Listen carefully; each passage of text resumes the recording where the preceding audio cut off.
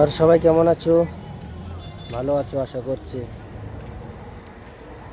আমরাও ভালো আছি। আমরা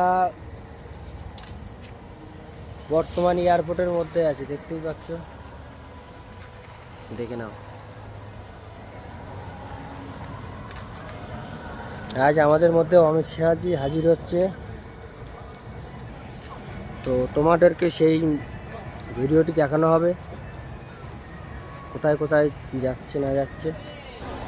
এই মুহূর্তে সবাই আমরা এখানেই আছি। সার